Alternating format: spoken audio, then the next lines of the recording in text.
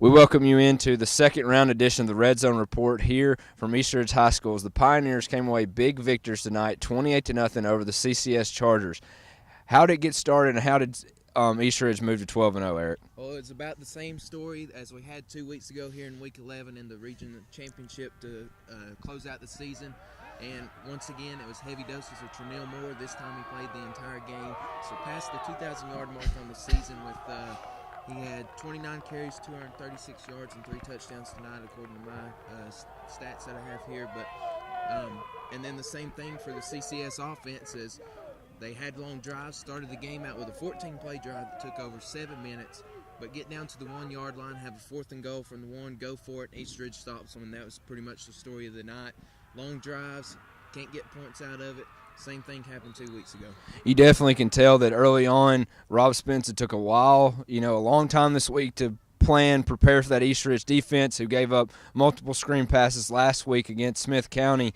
But I think once East Ridge saw what CCS wanted to do, it was also unfortunate that I think that there was a little bit of argumentative amongst some players in the CCS huddle, not mentioning any names, but along the offensive line, couldn't really get things squared away. East Ridge's defensive line kind of took or set the tone second quarter on into the fourth quarter. But again, a big heavy dose of Trinell Moore's where they left off. And let's talk about CCS as they close out their season. They finished, I believe, 8-4 on the year. They were 7-3 in regular season, beat DeKalb County last week. 8-4, second time in a row making the playoffs, first in program history, winning more than 5 games. Rob Spence has this team looking very good for the years coming.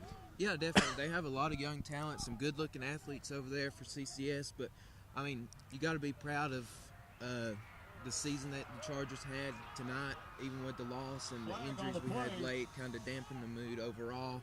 But definitely they'll look at this in a month or so, and they'll be proud of where they're at right now as a program and for this season. Most definitely. I think first and foremost is keeping that staff intact. Does Mariakis, the defensive coordinator, want to look for another head coaching stop, even retiring last year from Ridgeland? There's been some rumors of him maybe moving around even prior to the season. You also have some of the young guys that coach around Rob Spence coming off a tree that's had a successful year. Do they look for maybe a coordinator role or so forth? But a lot of young players, TJ Smith, Matthew Mercer, both coming back, even though TJ Smith went out tonight with an injury. We'll have more up on him this week. The other thing about it is we do have a team that's moved on.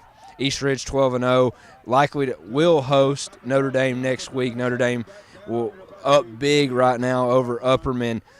Great for the area, another rematch. You got to wonder, will this one be moved to Finley Stadium? They try to hold this one in Raymond James again.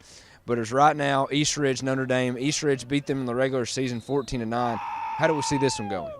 I think it's a lot of the same thing kind of for East Ridge's defense. It's a kind of a spread attack from Notre Dame, but Notre Dame is going to definitely attack the downfield a little bit more with Alex Darris throwing the football around and Ricky Ballard in the running beside him in the gun.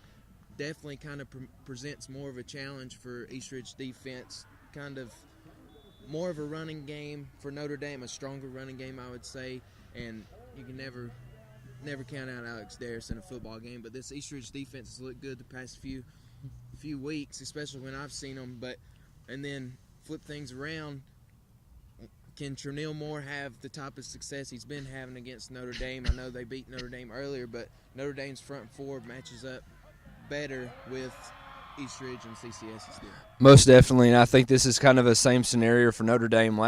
Charles Fant definitely wants to establish the run. He's going to try to do that with Ricky Ballard, but I think the success for the Irish has always been, since I've seen them, in the passing game. Great back in Ricky Ballard. Last year they had a good back in Austin Banks, who kind of was banged up in that Alcoa game, and that what brings me to my next point. Notre Dame, for that matter, always runs into this one little kind of hiccup that they couldn't get over. Last year they could not stop Jacquez Tyson for Alcoa to move on to the state championship. They were able to stop Brandon Rudd last week for Sequatchie County. Looks like they did it this week against Upperman. Upperman had a good quarterback this time. They're going to get number 32, and they're going to get his 2,000 yards, looking them dead in the face. And will Tyler Enos and that defense, led by new defensive coordinator Tyler Chandler, have an answer for number 32? I think you're going to have to see Bennett quarterback here for East Ridge do a little bit more in the passing game. I also think Jesse Jones is going to have a play or two defensively, along with some of those other standout defensive players, Jordan Harvey, Jeremiah McGibbon, Lorenzo Stewart. You can continue to rattle them off for a 12-0 football team. But again, East Ridge, big winners tonight. 28-0 over the CCS Chargers. Chargers fall to 8-4 in their season, the second round of the postseason. East Ridge, Notre Dame, round 2 for the round 3 of the 3A finals here from Raymond James Stadium next Friday.